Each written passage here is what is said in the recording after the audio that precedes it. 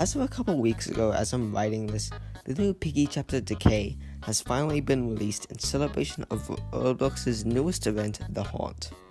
A few days after release, I managed to get my hands onto the chapter, and oh my days, I wished I had played this dead on release day, because this chapter was one of the greatest things I have ever experienced on Roblox. Piggy's Decay improves on everything that Piggy lacked in, as well as adding fun new elements into the mix in order to prevent boredom. The horror works in a way that constantly leaves me at the edge of my seat, and don't even get me started on the gorgeous visuals. I was shocked that this chapter ran so well on my decade-old iPad when it can't even run properly when playing Pillar Chase 2. Even in one graphics mode, the chapter still looks genuinely stunning. Everything here is phenomenal. It wouldn't take a genius to figure out that this is my new favorite Piggy chapter. Well, that's not all. I want to go in depth on every single minute detail about this relic of a chapter, and tell you what I love about everything, and what I think could be improved on. Without further ado, let's begin. If you haven't realized yet, this chapter takes place directly after the events of Metro, and us the player having to abandon Bunny to go look for Mr. P. Something I find interesting is that even after chapter 7, Bunny still makes brief appearances throughout the game. She appears in a watchtower and outpost. In Plant she appears as an enemy, also as a ghost, and in the end cutscene in Temple, where she shows up in our vision. What makes these appearances so interesting is that in most of these chapters, she shows up as this dark, shadowy ghost. I especially like her presence in Outpost because you really need a keen eye to spot that. I also appreciate the foreshadowing.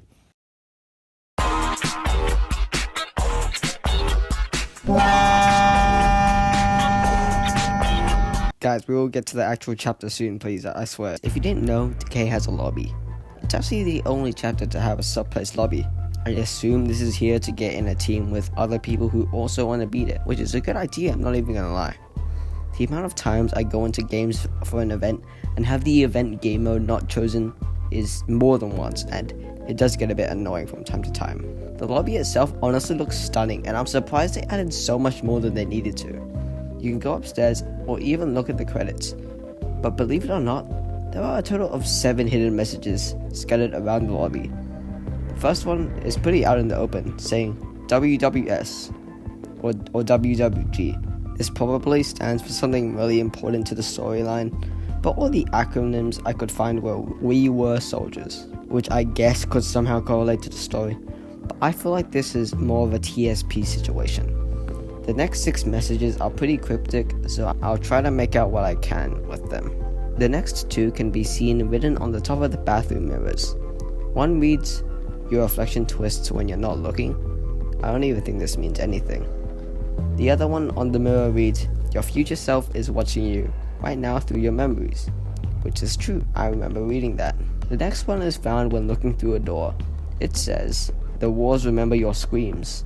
This could represent echoes. I mean, that's all I can think of. I can't really make sense of the last 3, so they're probably hinting at something in the future.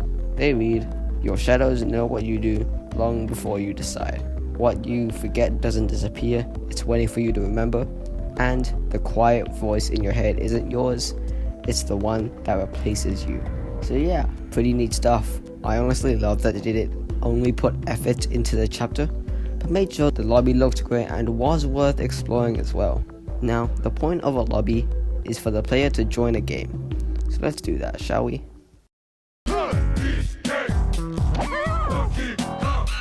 Okay, so the chapter begins directly after the events of Book 1, Chapter 7, when it was revealed that Bunny was going to turn into an infected, and the player was forced to abandon her through the train, or the metro. This introduction sequence has a first-person view of Bunny opening her eyes when she hears giggles from her little sister.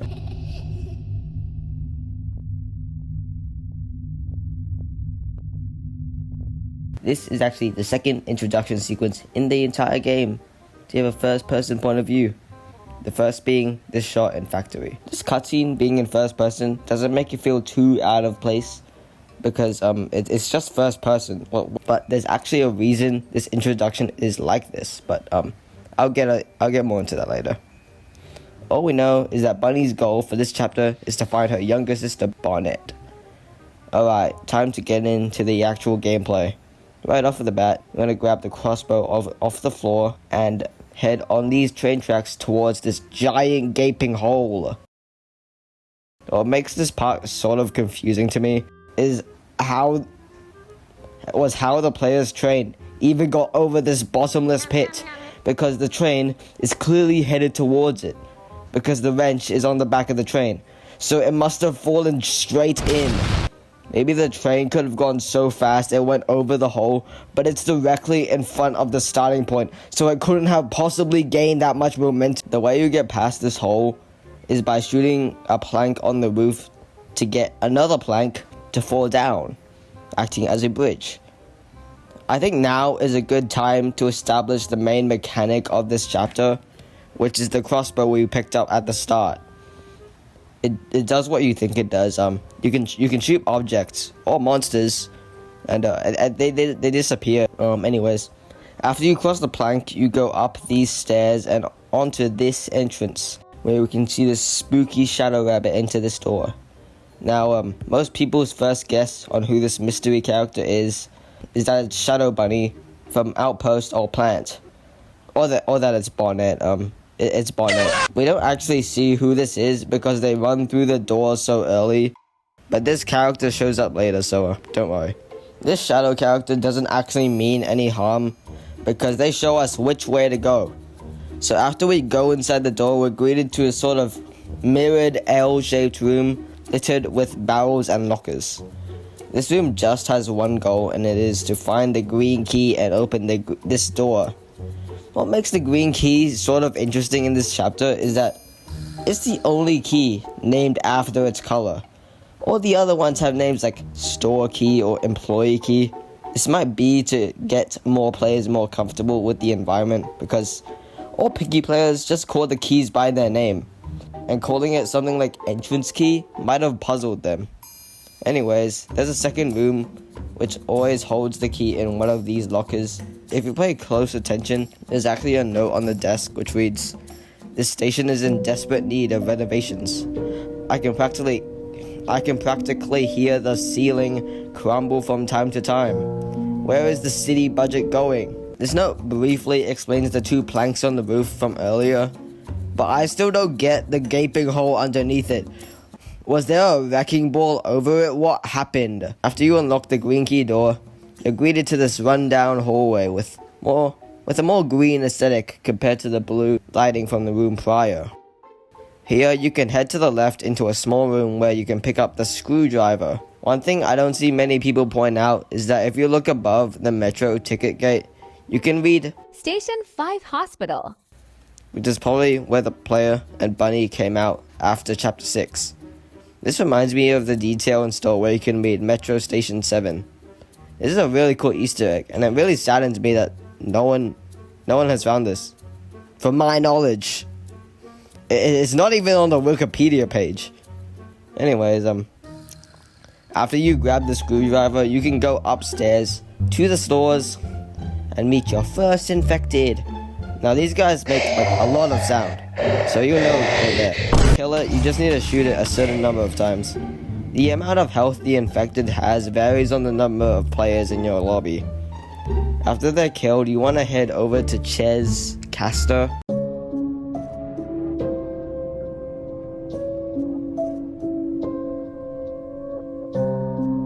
In here, you can find a small vent you can pry open to crawl into the Work in Progress store. Or you can also skip through the entire screwdriver segment and just shoot this glass and get in that way. It's kind of weird, I don't know. In one of the cabinets, you can find the blue key or the store key and unlock Case Closed. This shop sells luggages and suitcases. Get it? Because case closed. One funny gag I see is that if you read the sign, you can see the luggages are actually measured in liters. What the hell? I thought this sign was a joke at first, but no. Luggages and suitcases are indeed measured in liters. I might be an idiot, but I didn't know that before this chapter. In this room, you can find the red keycard or the metro ticket. I don't know about you, but last time I checked, my keycards were green. Before we can leave the shops though, there's still one we haven't explored. That's Kathy's Cafe. There isn't really a purpose for this store other than to make them symmetrical, but there is a note in here which reads, "If my food doesn't go bad while this event goes on, please help yourself while I'm gone." And nobody wants green flavor. Believe it or not, this isn't the first time we've seen food being called certain colors. In Port, you can take a look at the menu and you can see everything is called red food, blue food, etc. I don't know if this is describing processed foods or vegan foods, but it has happened more than once, which is kind of weird in my opinion. After you use this card upstairs, where the second ticket gate is, not many people notice this, but if you keep walking there, there's actually a secret room with a sleeping bag and 2 notes. One of which is found on the blue sleeping bag and reads, "I'll wait things out here. Surely things will blow over soon. Just need to wait for the police to respond. Then I'll surely see my dear Marcy again." I'm assuming this person either got infected or escaped. And this person is looking for a Marcy mouse, considering one of the types of infections on this map is a mouse. The second note reads, 3 days have passed. Why isn't anyone answering any of my calls?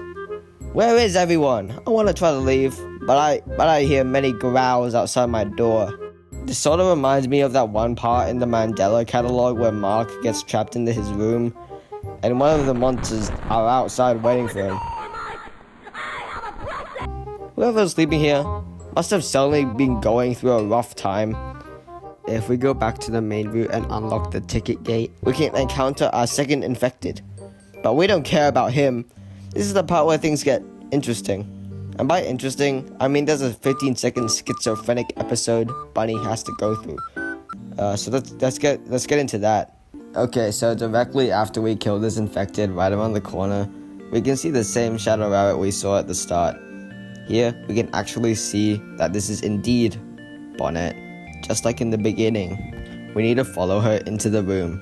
After we enter through the door, we are greeted to an L-shaped room, similar to the one we followed Bonnet in at the start. I don't know if this is a coincidence because they both have an L-shaped layout and a blue lighting, so maybe they're supposed to look similar, maybe not, I don't really know.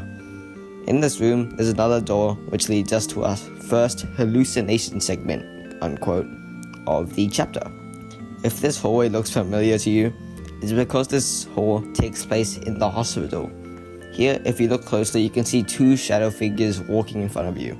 After a bit, these 2 turn around to jump scare you, revealing fully white glowing pairs of eyes they were harboring the whole time. It's actually scared the hell out of me. First playthrough I did of this, so good job. These 2 figures are Mr. P and Sheepy. Sheepy was actually one of the researchers for Substance 128, and Bunny was also a researcher, so this is probably why she's having this memory. In this part, you can also look down on the floor and read, "You left us for him." For him. Now, this could be interpreted as Mr. P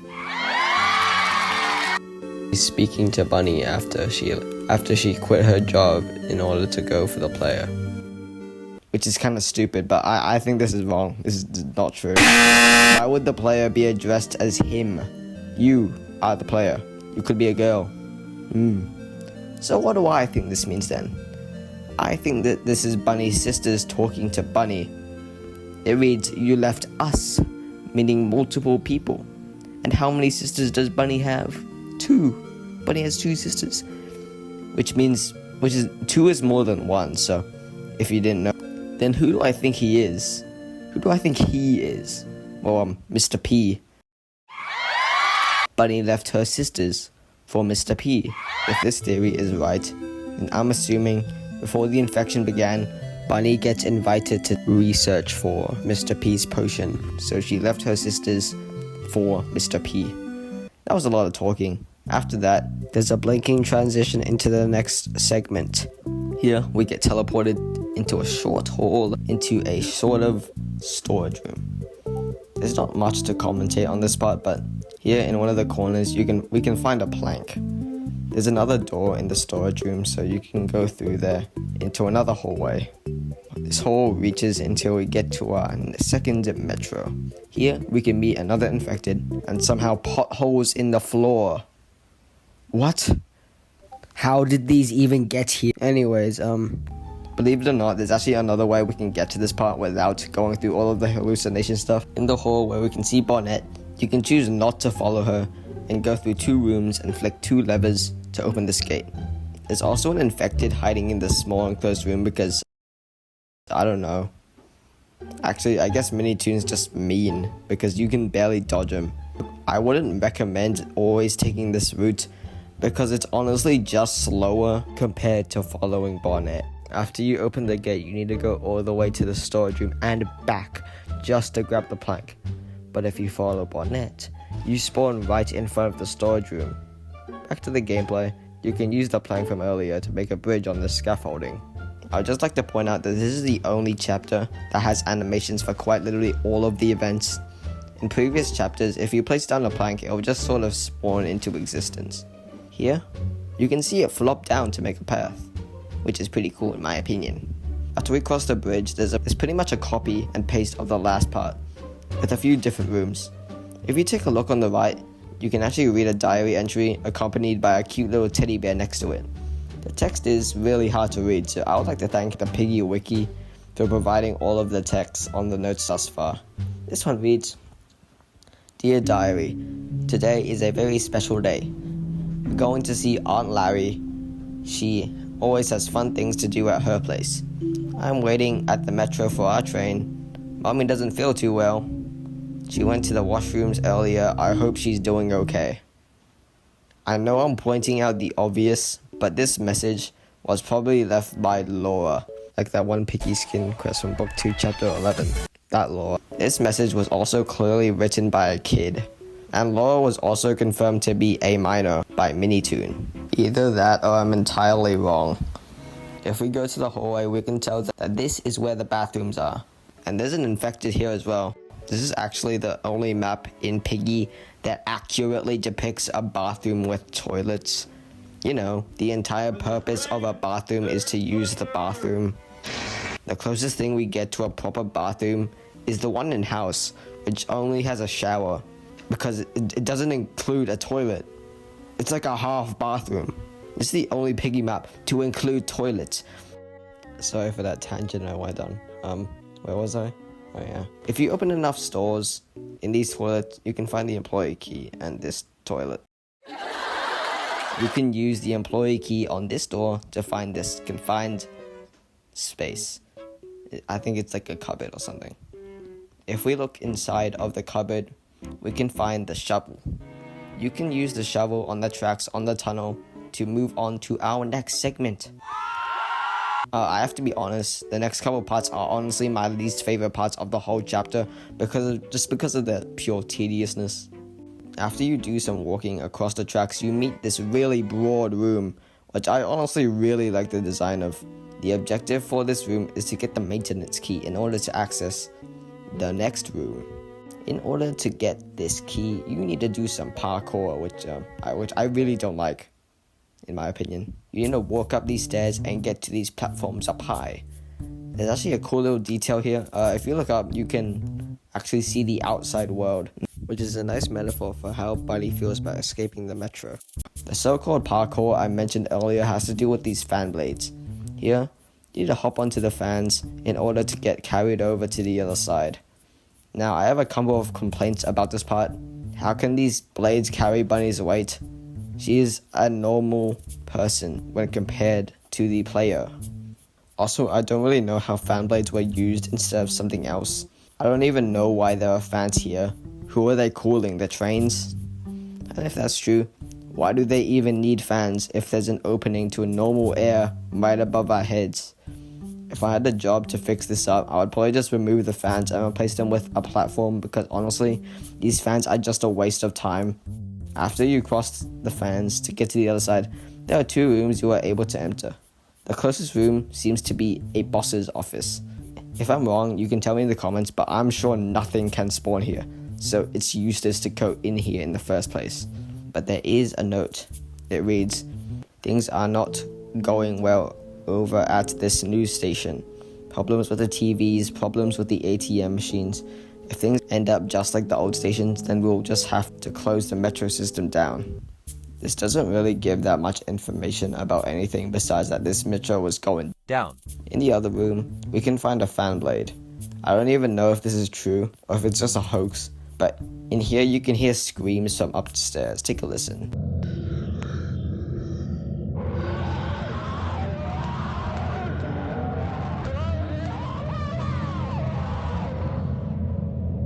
I've actually got a theory about who's screaming here, but I'll get into that a bit later. In this room, you can grab a fan blade, which is used on this fan with 0 blades at all. I wonder how this even happened. How did it lose all its blades? Where did they go? If you cross the fan back to the other side, you can snatch the maintenance key and go all the way back down. Are you getting to see why I don't like this part? You have to go all the way back through all of the fan stuff and go all the way down the stairs and then go all the way to the other side. It's so stupid. After you unlock the maintenance door, we agreed to the valve level. I hate this one. This is based on my personal experience, but first time I played this, I and 2 other people were stuck on this level for a good 15 minutes trying to find out what to do in this labyrinth. It was only because of a tutorial when I finally beat it. If you were wondering what was so painstakingly hard about this level, is that you need to turn all 3 of these valves to turn off these water leaks in a set amount of time whilst traversing this dark maze in order to turn off the last water leak to go to the next part. And this is also assuming that this is your first time in this dark maze. Oh yeah, you also need to grab this axe from a roof for later. This level is relatively simple, but you sort of need to study it before you can beat it, which I really don't like. I'll just remove this part as a whole because it honestly serves no purpose and it's just added confusion and time. Also, I don't even know where this fits in with a metro. How many times have you gone to a metro and seen this stuff? I don't want to keep on yapping about this for too long because I just want to tell you how good everything else is, so let's get out. After that monstrosity, we can find Bonnet again, heading into another door. We want to follow her into this door in order to proceed to the next hallucination segment. This door leads into a completely different atmosphere than the hallway we walked through prior.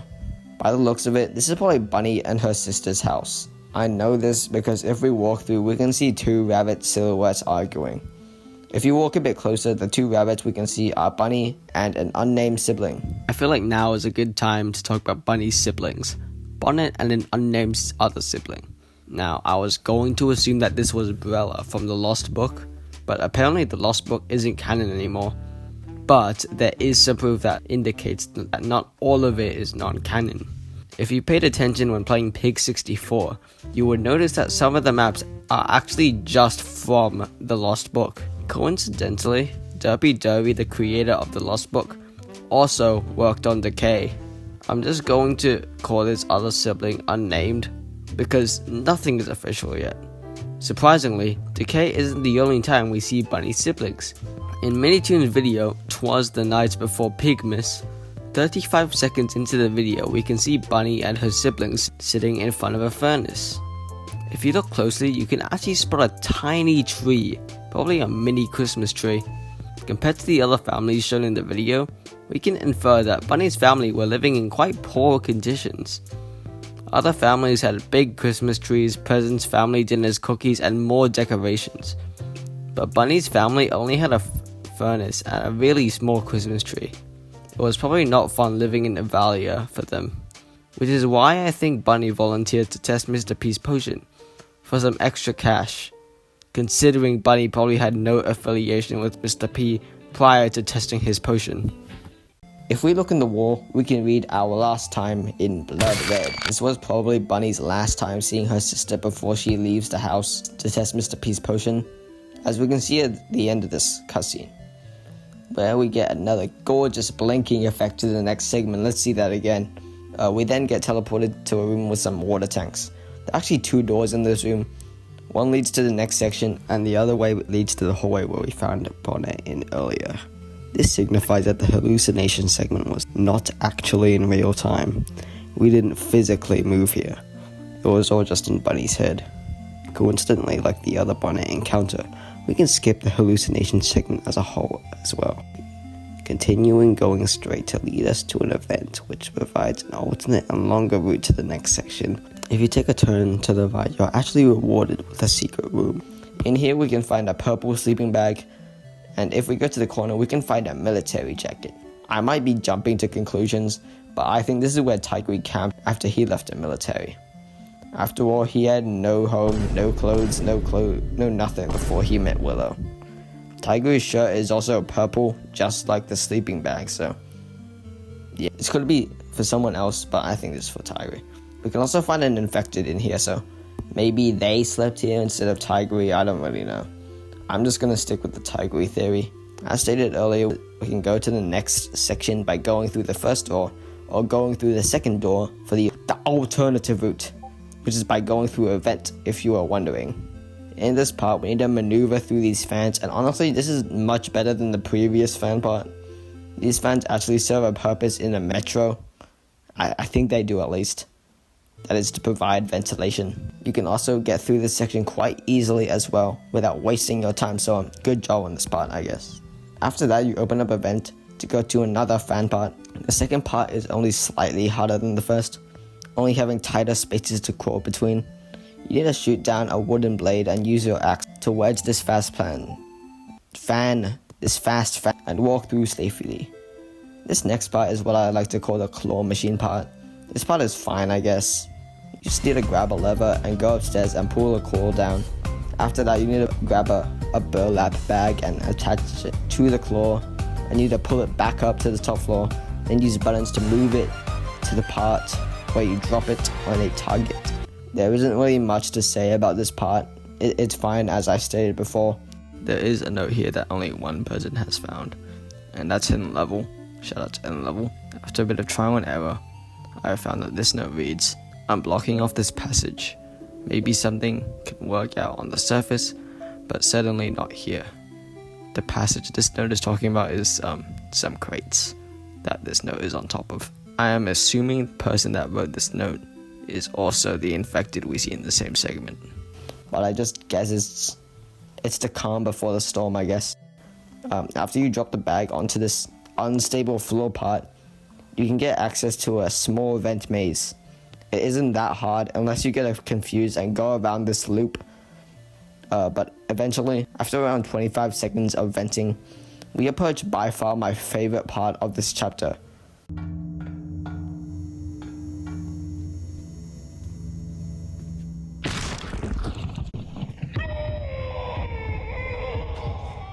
This entire segment is my favorite piece of Piggy ever. Hell, where do I even start with this? One question you might have had when you saw this thing is, what the hell is that? And who is that? Well, there's actually a bit of debate on what this thing is called. Axel Glow named it Rabbit Monster or Twisted Rabbit. People also call it Twisted Bonnet, based on a theory that this is actually Bunny's sister Bonnet, which honestly would be really cool, but I'm just gonna stick with the Rabbit Monster because that's the closest thing we have to an official name. Editing Electro here again. Please excuse me for saying Rabbit Monster. I know it's Twisted Rabbit, but in my defense, I did not know that when writing the script. Okay. We don't really get a glimpse of its appearance besides its green shirt and its rabbit features. Let's take a closer look at her, shall we? The Rabbit Monster is a really tall mutated rabbit. She is actually the tallest bot in Piggy, surpassing Tio even. Most people don't notice this, but she is actually missing her left arm, and it is replaced by a wrecking ball for some reason. This is quite an arbitrary choice on Minitoon's end, because I don't know who would replace their left arm with a wrecking ball, even if it's fallen off. Her arm could be the one Zompiggy uses in Metro, because he uses a skeleton arm. But it's unlikely because it's later implied that The Rabbit Monster is merely a hallucination.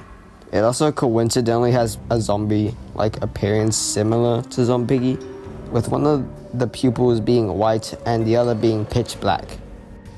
Twisted Bonnet actually has the biggest hitbox in the game. Like, look at this thing, it's massive. Now that we're done with the thing chasing us, let's get into the actual chase. After we get through the vent, in order to trigger this chase, you need to willingly pick up the tunnel key, which will be important a bit later. The moment this is picked up, the rabbit monster breaks a giant hole through the wall, may I add, with its bare hands. This thing is an actual beast.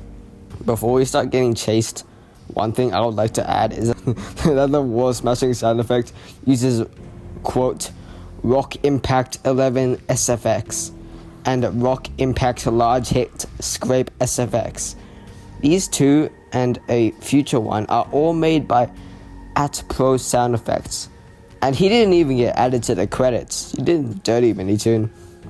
Unless this is Minitoon or another developer, because the account was made only a couple days before the release of the actual Decay chapter. This user also has a bunch of other sound effects in the library that sound eerily similar to the types of ambience and sound effects in the chapter. Anyways, back to the chase. After the rabbit monster breaks through the wall, we can hear these screams of pure pain and agony coming from them. Labeled Agony by Beastlick and sung by Minitoon. Take a listen.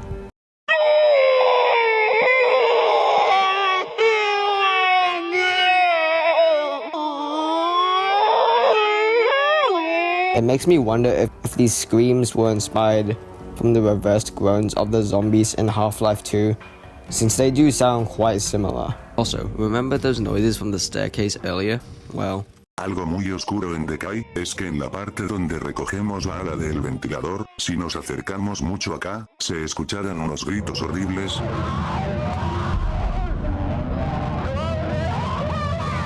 Que también, si se dan cuenta, Bonnet nos está pidiendo ayuda. I agree with this guy. I think these screams from the staircase come from the rabbit monster. But since she's a hallucination, I would be willing to bet that these screams are also hallucinated. Agony can be heard with loud thumping footsteps behind you. These footsteps weren't made by Beastlick, but you guessed it.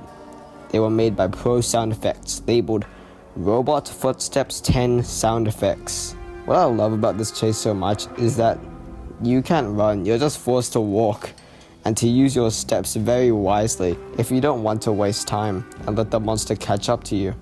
You also need to shoot these boards that can catch you extremely off guard and let the rabbit get even closer, forcing you to focus even harder. I don't even want to look! How do I get over it? How do I get over it? How do I get over it? No! If you're very slow, then your screen will start to shake as the footsteps start booming closer. Sometimes I forget this game was inspired by Peppa Pig. Speaking of Peppa Pig, the sounds this thing makes might also be a reference to George Pig's or Richard Rabbit's cries in the show. Take a listen. George?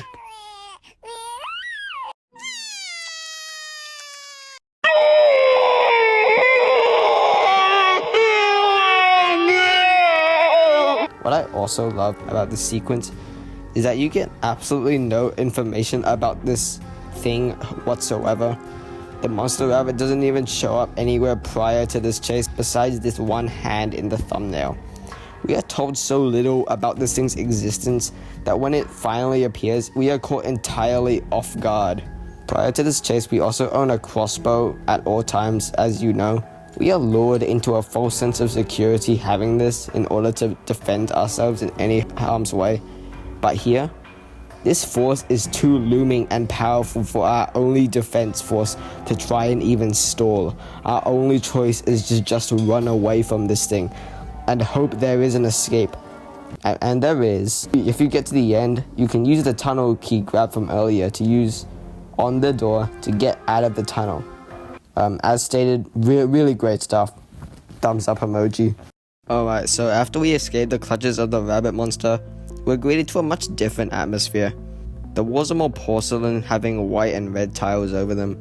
I would say when you get to this part, you know you're almost at the end of the chapter.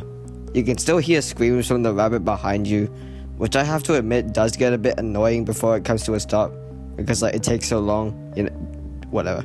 After that, you need to walk up some stairs into the next metro segment. Here we need to find a gate key amongst the labyrinth of walls this part has to offer. After a bit of searching, the gate key is inside one of the bathrooms. If you pay attention to the sound cues, you can actually hear another decaying infected in the last store, hitting a vape. He's just sort of chilling there, unless we shoot him. If we shoot him, he gets all mad, maybe because we interrupted his vape session. After we unlock the gate, we are able to hear some noises coming from the intercom. It can range from just plain static to a banger tune. Take a listen.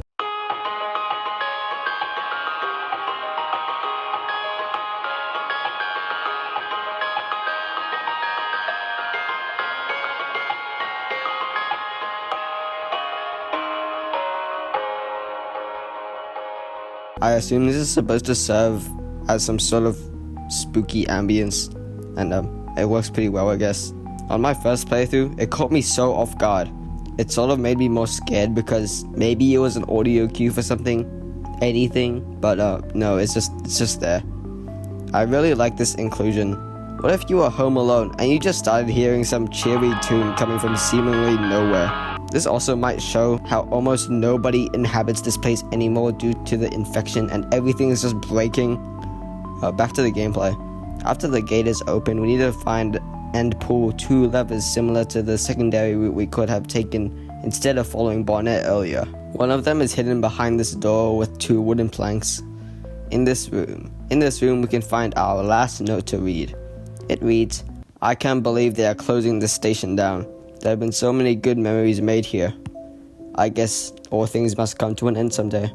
This note sort of reminds me of the 2020 pandemic, where so many different types of businesses, shops, and metros needed to close down to prevent diseases or the disease from spreading, which is what I assume happened here.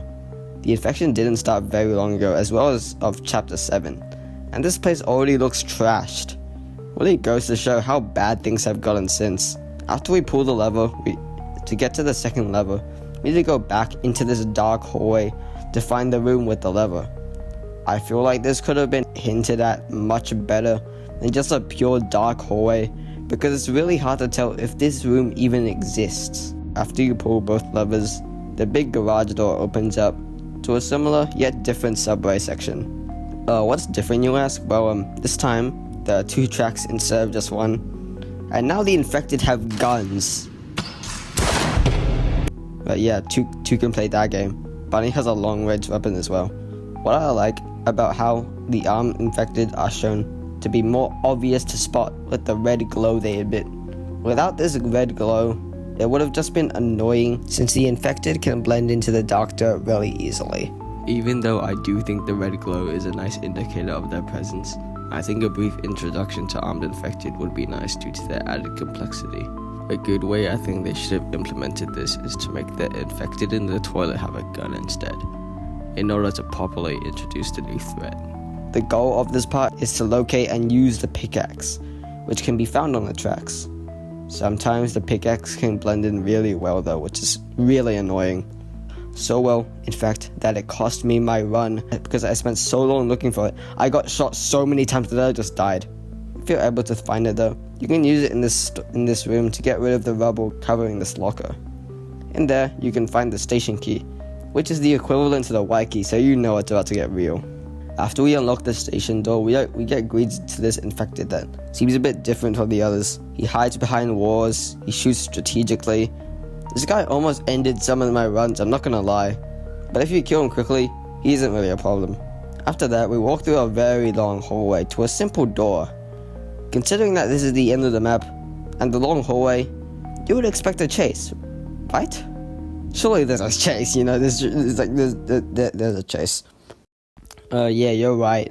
The monster rabbit returns this time, and it's honestly so much more stressful than in the original chase sequence. Keep in mind that this chapter has 0 checkpoints whatsoever and has around 20 minutes of gameplay, and if you screw up here, you need to redo all of that. This component of the map is where I was locked in the most, considering on mobile, shooting the planks is just as hard as destroying spider skulls. The difference between the second chase scene and the first one is that you aren't scared for yourself, you're scared for your run. I don't know if that's a good thing or not, but it's still extremely frightening nonetheless. I love the fact that when you get to the chase hallway, you're allowed to walk for about 3 seconds before you're teleported back where the chase actually begins. This 3 seconds of walking time gives the player a false sense of security. Maybe they'll think, oh, there actually isn't a chase here, before they're teleported backwards, beginning the actual chase, therefore catching them heavily off guard. It's much more impactful than having the chase just begin when you get into the room, because let's be honest, this is the most predictable chase ever. This part is also a lot harder than the first one, having much more wooden planks, crouch spaces, and obstacles to go through. I don't know if this has been patched yet, but you can just walk straight through this table, I think, without having to crouch at all, which is pretty funny in my opinion. There are so many parts during this chase where you can go. If I had done that wrong, I probably would have died. Take for example this part where you need to go up these 2 planks. If you would have fallen down there, you would need to get all the way back up, giving the monster more time to gain on you, or by missing our board a couple of times, which I've been guilty of doing. It's a really effective way on building stress onto the player. If you beat the chase, we come straight to this door, but it's locked. Instead, we shoot the plank on this nearby vent to go through it in order to escape. If the chase was extremely close, or you just happen to wait a bit, you can see the rabbit monster reaching its hand to try and get in. Going into it would obviously kill you, so the only option is to just go into the light. And there you have it, you have now completed the Decay chapter, and are now rewarded with this beautiful cutscene, and also a skin, but that's not the point. Now is the time I analyze this entire end cutscene, frame by frame. Not actually frame by frame, but you get it. The first shot we get is of Buddy sitting down in an alleyway, reflecting on her failure to find her little sister Barnett, which wasn't even there in the first place. Also, it's raining now, apparently, even though it was not raining during the parkour section when we were able to look outside. This means that the rain must have started after we got out of the parkour segment. Not very important, but I wanna increase my watch time. Also, I have no idea how Bunny even got into this alleyway. We don't see a vent in sight in any of the shots, so we have to assume that Bunny had to have gotten out of a nearby vent and then had to go into the alleyway in order to reflect. Bunny also says the line, I'm sorry I wasn't there for you guys. unquote, which is most likely talking about her sisters, furthermore supporting my theory of Bunny leaving her sisters for Mr. P. She's also probably talking about how she would have left them all alone when the infection began, when her sisters needed her the most.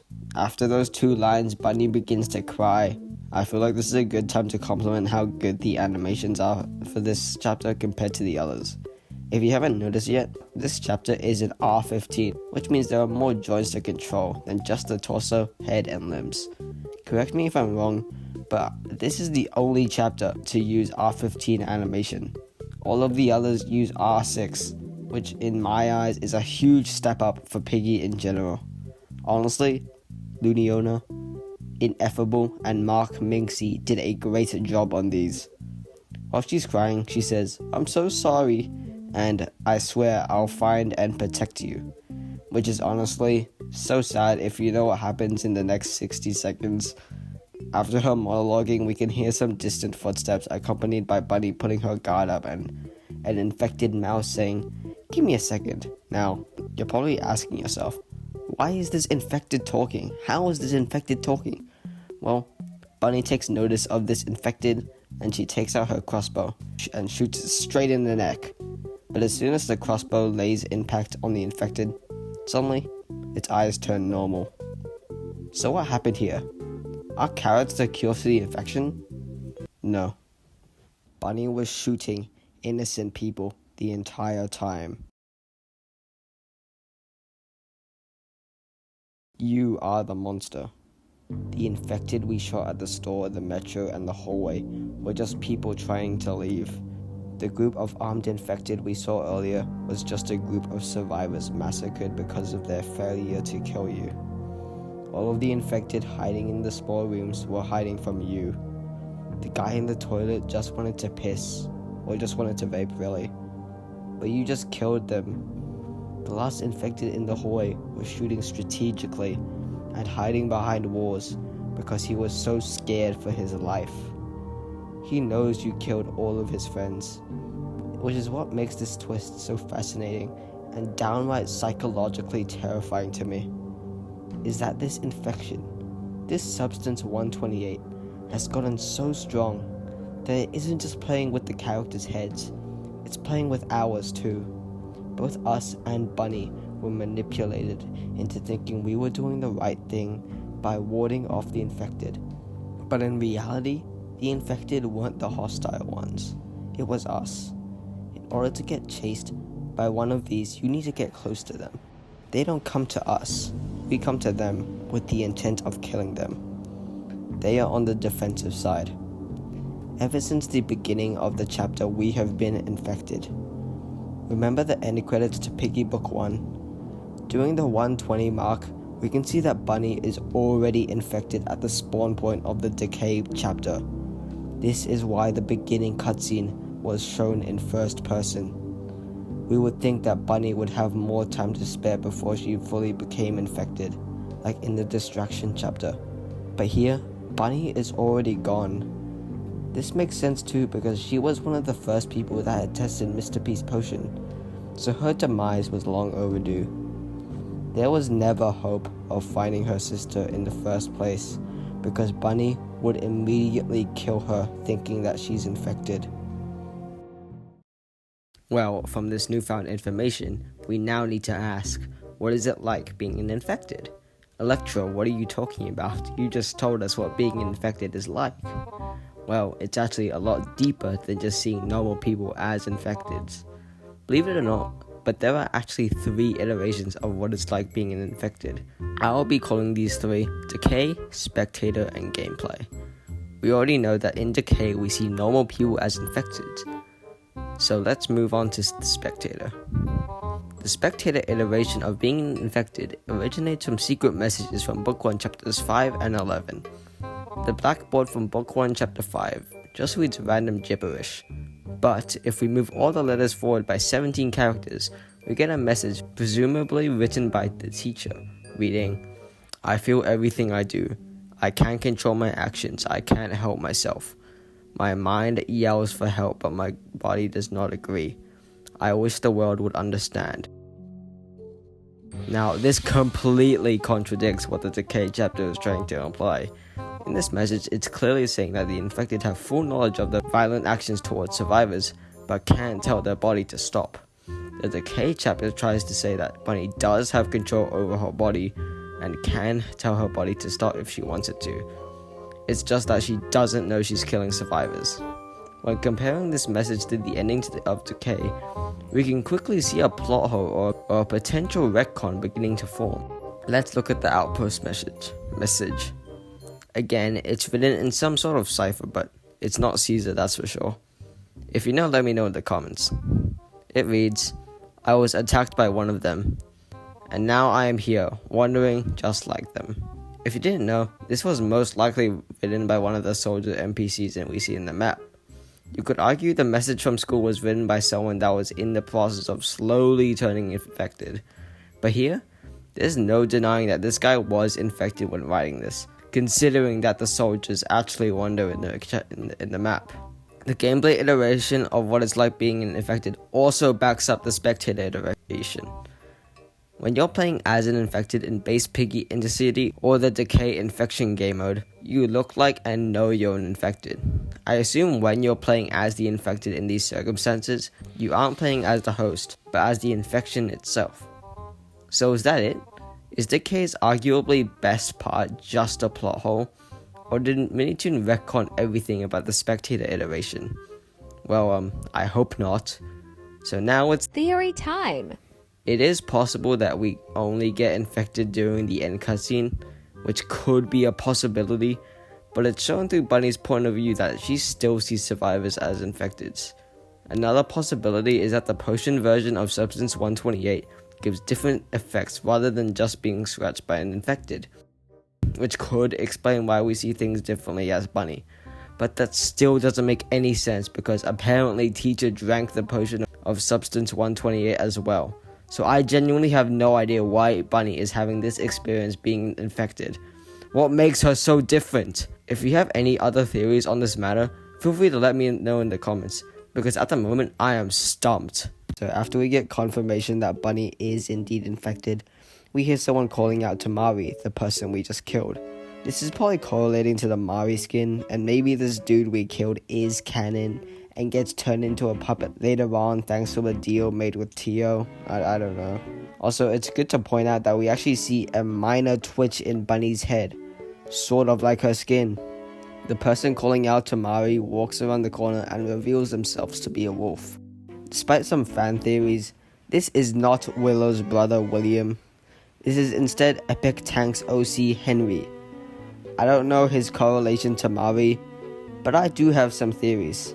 Mari could be his adopted son, close friend, or person in his survivor group.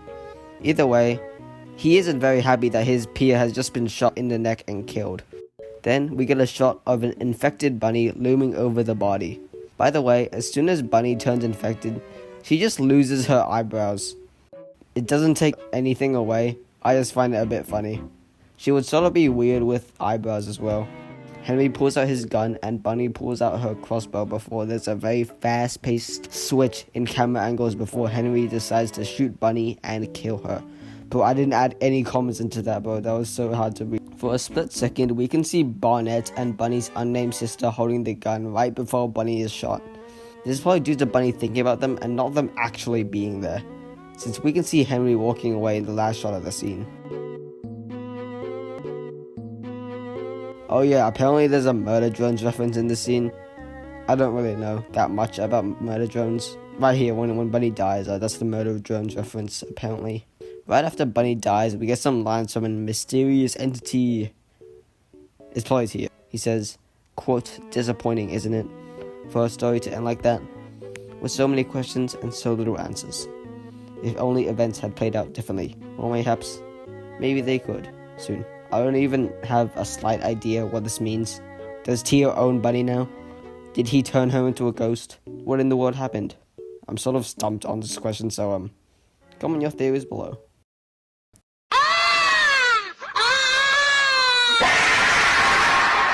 You like that? Huh? You like that? To wrap up everything I just said, I just want to say my final thoughts on the chapter and everything I would want for it to improve on. First of all, this chapter had no business being 20 minutes long on an average playthrough. I guess it would have been for pacing, but you can't tell me the Valve minigame wasn't just for plain filler. That's my only complaint. Everything else is just solid gold. This chapter is really fun gameplay wise, and can be really scary horror wise. It's honestly a perfect balance.